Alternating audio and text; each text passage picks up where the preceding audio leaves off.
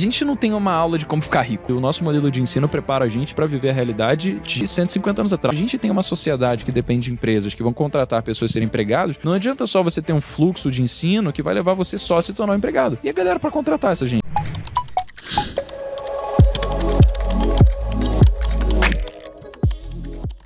Meu pai faleceu, eu acabei me deparando com uma quantidade de dinheiro que não era muito, mas ainda assim, era muito mais do que uma criança de 13 anos de idade deveria entrar em contato. E eu fiquei me sentindo mal, no sentido de, putz, eu acho que eu não pude adquirir o tanto de experiências que eu poderia com meu pai, que tinha muito pra ensinar. Eu quis ter um senso de responsabilidade sobre esse dinheiro, sabe? No sentido de saber se ele ia ser gasto pra uma coisa que realmente fosse deixar orgulhoso. E aí eu comecei a pensar, velho, como é que eu vou gastar esse dinheiro, né? Porque esse era o pensamento que eu tinha, que dinheiro estava na conta do banco, era pra ser gasto com alguma coisa. Apesar de eu ter tido acesso a ele somente aos 18 anos de idade, ele ficou lá na conta da poupança, rendendo durante esse tempo. Eu fui, beleza, quando chego ficando perto, vamos procurar aqui o que eu vou fazer. O pensamento que eu tinha assim, já que eu nunca teria acesso a esse dinheiro, caso não tivesse acontecido essa tragédia, era meio que ele era inexistente na minha vida. Se fosse.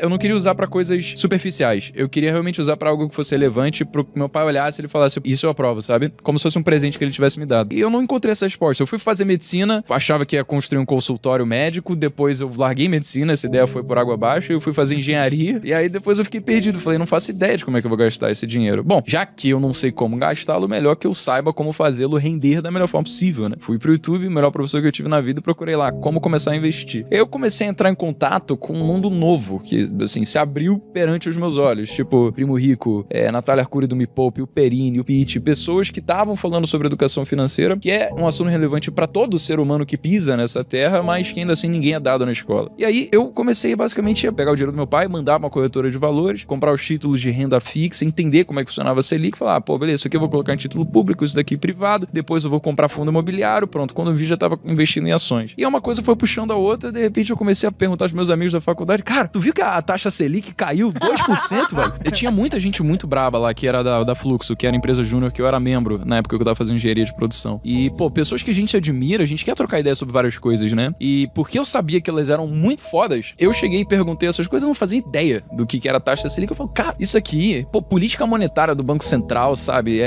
Depósito compulsório, redesconto, taxa Selic, redução da taxa de... Isso é tão fácil, é tão básico que qualquer criança de 11 anos de idade, caso tenha dado a metodologia correta de ensino, vai conseguir entender o conceito. Pra gente parece um bicho de 7 cabeças, por quê? Porque a gente fica na escola aprendendo sobre briófita, pteridófita, angiosperma, gimnosperma, rocha metamórfica e magmática, estequiometria, lei de Newton. Só que a gente não faz ideia de como essas coisas, enquanto a gente adquirir esse conhecimento, vão ser usadas na vida real. A gente aceita que a gente tem que estudar aquilo porque a gente faz uma prova e a gente pergunta, por que eu tenho que estudar isso? Porque vai cair na prova. E por que vai cair na prova? Pra você passar na faculdade. Mas por que tem que ir pra faculdade? Porque você tem que ser alguém na vida. Você vai entrando mais a fundo, sabe? E você vai vendo que tem um caminho claro que a sociedade aprova, que você precisa seguir, caso contrário, você tá vivendo errado. O que aconteceu foi que eu decidi criar um canal do YouTube pra falar sobre esse conhecimento que eu sabia que era muito indispensável na vida de qualquer pessoa, que era educação financeira. A realidade é que o nosso modelo de ensino prepara a gente pra viver a realidade de 150 anos atrás. Você precisava obedecer seu chefe, você precisava fazer um trabalho repetitivo, extremamente especializado, que era previsível para que você conseguisse medir os resultados. Então, como é que você poderia fazer isso de forma na escola que as pessoas chegassem na indústria e performassem melhor? Você cria fileiras que são retas, com uma figura panóptica de autoridade que vai dizer o que você tem que pensar durante 7 horas por dia, com você tendo que levantar a mão para ir pro banheiro e um breve intervalo pro lanche. Como é, por exemplo, numa indústria, sabe? O que acontece é que hoje a gente acaba sendo refletido completamente das demandas de uma sociedade que não são mais realidades atuais, sabe? É uma realidade do passado. O que a gente precisa hoje? De gente não que é dito o que pensar, mas de pessoas que são incentivadas a questionar e tirar senso crítico dos próprios problemas que acontecem no mundo, sabe? Porque quando você consegue trazer soluções inovadoras,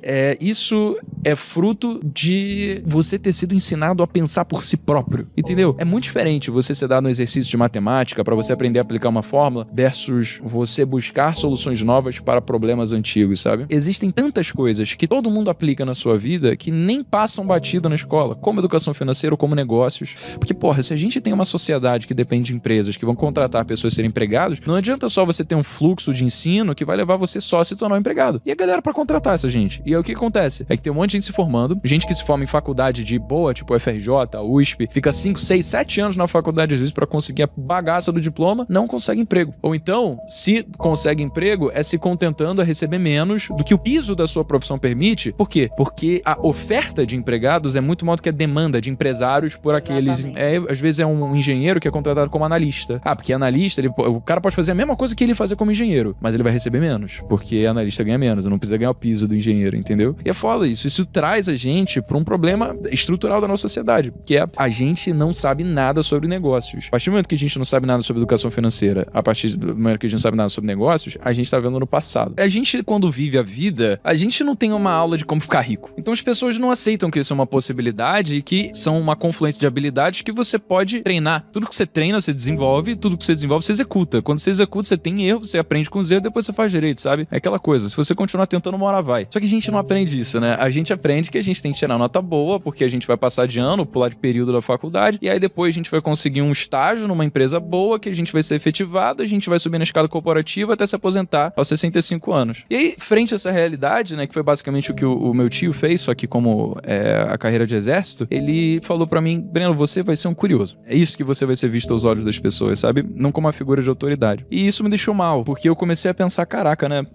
Eu acho que tem duas formas de encarar isso. Eu posso encarar isso como ele tá certo e eu tenho que aceitar que a vida é injusta e eu tô miserável na faculdade, é pra eu passar por isso e todo mundo é assim, tem nada que fazer a respeito. Ou eu posso encarar isso como o melhor discurso motivacional que eu já ouvi na vida, fazer do mesmo jeito e depois vamos ver o que dá. Isso é tudo questão de autoimagem, sabe? É uma crença limitante. Quando você fala, e quando as pessoas não te tratam como uma pessoa que deve ser uma autoridade, um respeito? O problema não é das outras pessoas, o problema é seu. Porque se você se vê como uma pessoa que não merece ser visto como uma figura de autoridade, você vai externalizar isso pela forma como você fala, pela forma como você anda, pela forma como você se veste, e as pessoas elas vão pegar nesses inputs ali que você tá emanando, por esses outputs aí que você tá emanando, e elas vão agir de acordo. Então, quando você dá esse switch de que você é merecedor de estar onde você tá, e ninguém vai te bater pra conseguir te diminuir como figura de autoridade ou não, aí elas começam a te ver diferente. Você começa a andar de formas confiantes, você começa a falar de formas confiantes, você começa a cagar e andar pro que qualquer outra pessoa pensa de você, sabe? Isso é muito gostoso. É um senso de liberdade quando você entende que só importa aquilo que você pensa, porque a sua realidade é aquilo que você escolhe encarar. A gente não pode escolher onde a gente nasce, quem são nossos pais, a forma como a sociedade trata a gente, mas a gente pode escolher o significado que a gente vai dar aos acontecimentos à nossa volta e o que fazer a respeito. Eu acho que as pessoas não entendem que elas podem escolher isso, sabe? Elas podem escolher exercitar, mudar a forma como elas mesmas se veem, para que as outras pessoas, por si, comecem a mudar isso também. A gente ouve algumas pessoas falando que você sempre vai querer desistir, que você vai chegar num momento onde você vai estar tão pra baixo e você vai se perguntar se é realmente aquilo que você queria estar fazendo e você vai pensar em desistir. Isso não aconteceu comigo. Eu sabia que enquanto eu não tava na faculdade, eu não ia poder dar desculpa pra minha mãe e pro meu tio acharem que eu ia estar em casa coçando o saco. Então eu comecei a acordar 4h30 da manhã e durante 8 meses eu não saí de casa. Pra ir pra festa com os amigos, pra beber, fazer o que a maior parte das pessoas da minha idade estava fazendo, porque eu sabia que eu tinha 2 anos pra fazer valer.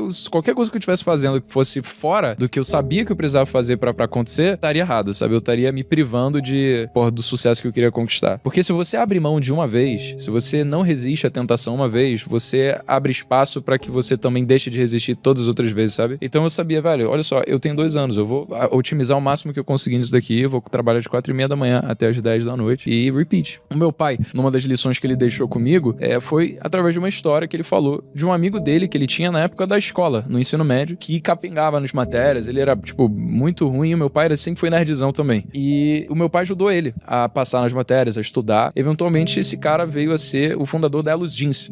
Meu pai, depois, décadas na vida depois, ele foi demitido do emprego que ele tava, foi falar com esse amigo, o amigo dele sabia que, meu pai era confiável, que meu pai era inteligente, que meu pai dava conta do trabalho, que era uma pessoa competente e contratou meu pai. Então, assim, o meu pai naquela época nunca poderia ter imaginado que isso iria acontecer, sabe? Eu acho que a reciprocidade não é algo que a gente deve contar com, mas a gente deve fazer independente, porque é mais uma coisa da gente se sentir bem consigo mesmo, sabe? Não tem nada de bom que possa acontecer da gente falar mal de outras pessoas ou querer não ajudar outras pessoas, do que, não, porque eu fiz isso porque um dia esse cara vai ser foda, ele vai me ajudar. Não, ajuda porque é bom ajudar, sabe? Um ponto fundamental é esse, você não se preocupar só com o dinheiro. Você saber que o dinheiro é uma consequência de algo muito maior que você tá fazendo. Eu acredito 100% nisso, né? Isso é matemático. Se o que você tá fazendo não vai ajudar ninguém, você não vai ter dinheiro. Assim, a conta é muito fácil, né? É como se dinheiro fosse proporcional à quantidade de pessoas que você ajuda e o tamanho do problema que você resolve pra essas pessoas. Você quer ficar bilionário? Ajuda 1 bilhão de pessoas, pô. Quer ficar milionário? Ajuda a gente pra caralho também, que uma hora chega. Uma única hora que eu vivi na minha vida que mudou tudo. E pra muitas pessoas isso acontece, né? Esse ponto ponto de inflexão? Pra mim foi uma palestra que eu assisti, que foi organizada pela Fluxo Consultoria, a empresa júnior lá do FRJ, do qual eu era membro, que chamaram um cara que nem é tão conhecido assim, mas, pô, hoje eu tenho que atribuir tudo que eu tenho hoje a esse momento, né, que eu vivi com ele, que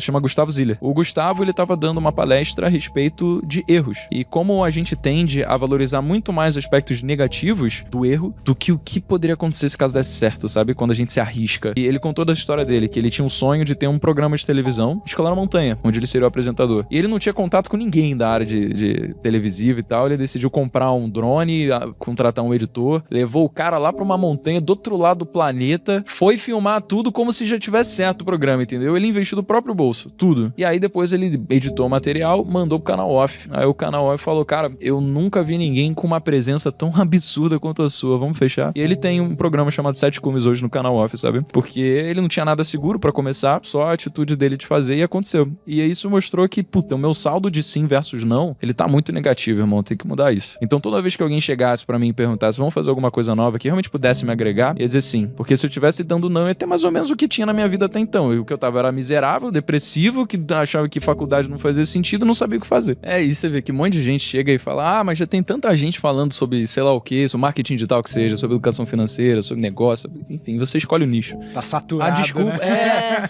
Aí, será que dá pra crescer nisso ainda? Eu posso ser mais uma pessoa dentre tantas? Por que o pensamento deveria ser, será que vai dar certo? Eu falei, caralho, você só vai saber depois que fazer, entendeu? E na verdade, só vai dar errado depois que você parar. Então meio que depende só do quanto você tiver disposto a ir atrás, porque se você não conseguiu ainda, ver crescimento, uma taxa consistente, você consegue projetar que você vai conseguir ser uma pessoa maior no futuro, então você tá fazendo uma coisa de errado, você tem que assumir que tem algo que você não sabe. Porque se você não sabe de alguma coisa, você precisa analisar, peraí, o que eu tô fazendo de errado? E mudar o curso, pô. Acho que é assim que a banda toca.